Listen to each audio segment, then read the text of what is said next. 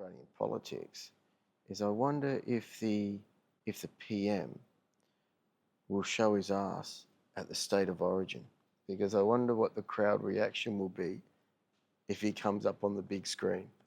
When you consider the pension that he's going to get when he leaves, because I think he's on the old defined benefit scheme that changed around 2004. When you think of the money he gets paid by the taxpayer and the money he's going to get paid when he leaves, $300,000-400,000 a year for the rest of his life, you think he could front a football match. But we'll see, maybe he will. And on the Strait of Hormuz, I watched the comments from the RBA governor after the interest rate decision, and she did mention the Strait of Hormuz, and she mentioned when that starts operating properly again, the oil price should come down, supply demand sort of thing, and that's correct. It may not exactly be supply; it's more demand. If the demand's there for oil and the traders are chasing the barrels, that's what really lifts the price, even if everything's cut off or not cut off. But I'm wondering why. I know this isn't the RBA, but all the questions seem to be, from what I saw from the media, about housing, etc. But unless I missed it, no one really asked about if the RBA has an opinion on immigration driving up house prices. And I know that's not the mandate of the RBA, and the governor would probably just say, look, we don't involve ourselves in political decisions or discussions. That's not our area. But, and then put that onto the immigration. Well, you don't really have the supply in Australia by the numbers of housing, but you have the demand. And where's the demand coming from? Maybe immigration.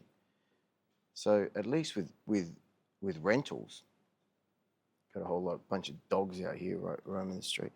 At least with rental demand, if you're an Australian and you're trying to rent a property, well, you're competing against a huge demand, because when people first come to a country, everyone usually rents first. So how is the high immigration helping Australians? And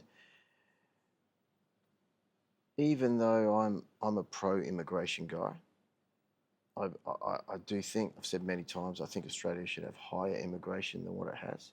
But a whole lot of things have to be adjusted with that. But sooner or later, the perhaps destruction of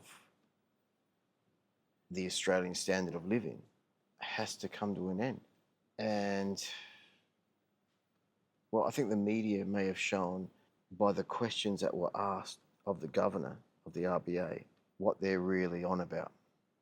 Because I may have missed it, but I don't think I heard immigration once. And at the moment, there's a lot of Australians doing it tough. I've said on the channel before, it's something like over 3 million Australians are living in poverty by what the economists gauge poverty as. And what's this government?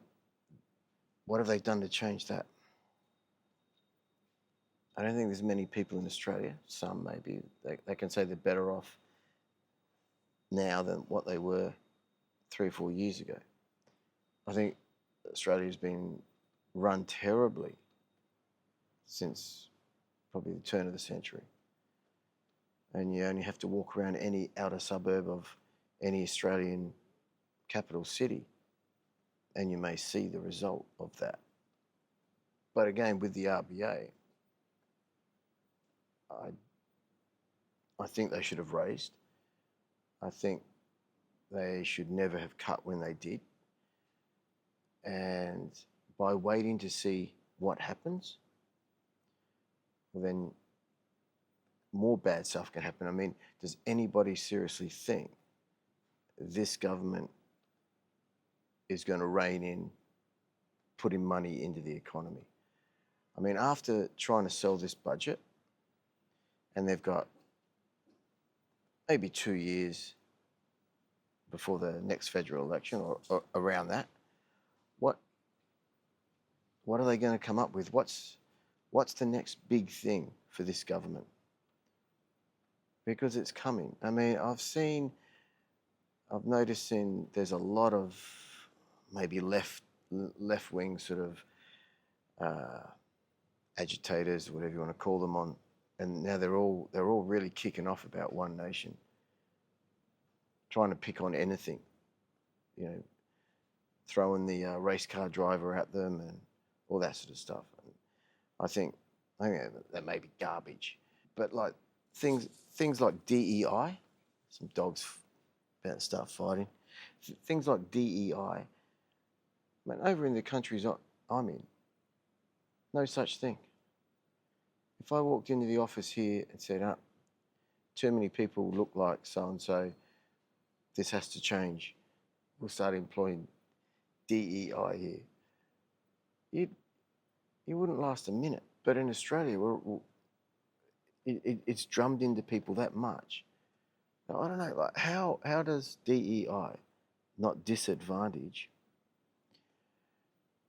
generational Australians? It's unbelievable. I mean, immigrants after World War II that came to Australia from Western Europe, they worked hard, they got ahead, integrated, and Australia's a lot better for it, for sure.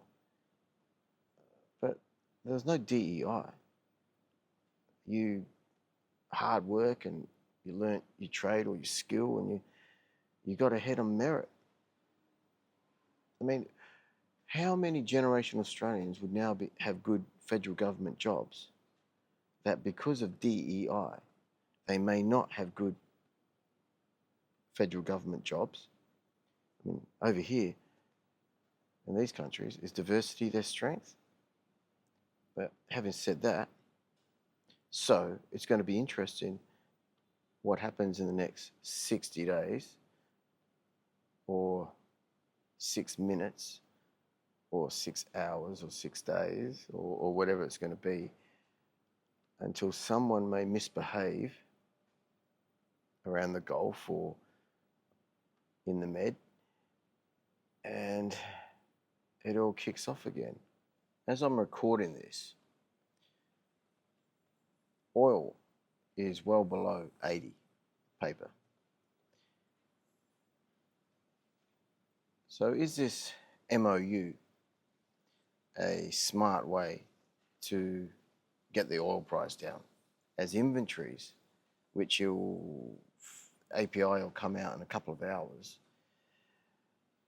6-7 weeks of drawdowns, and maybe diesel and gasoline as well this week.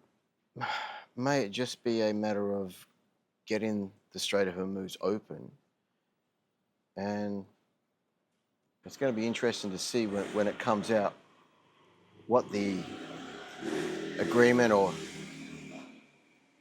MOU is, but it's certainly knocked a bit off the oil price at the moment.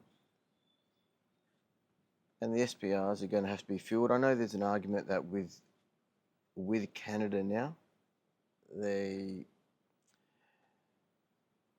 it's not as essential it may have been in the 70s, but we'll see. I mean, it was a swap.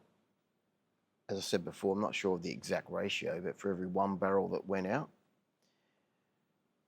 I think maybe 1.2, 1.3 or something like that has to come back in. So it's not a bad deal. Very smart way the US have done it.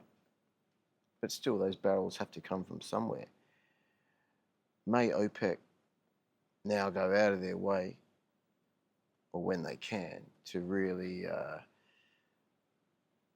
supply the market as much as they can to maybe try to knock off a bit of US production. Who knows? Thanks for watching. I really appreciate it. Like and subscribe or whatever, and I'll keep rambling on the next one. Cheers.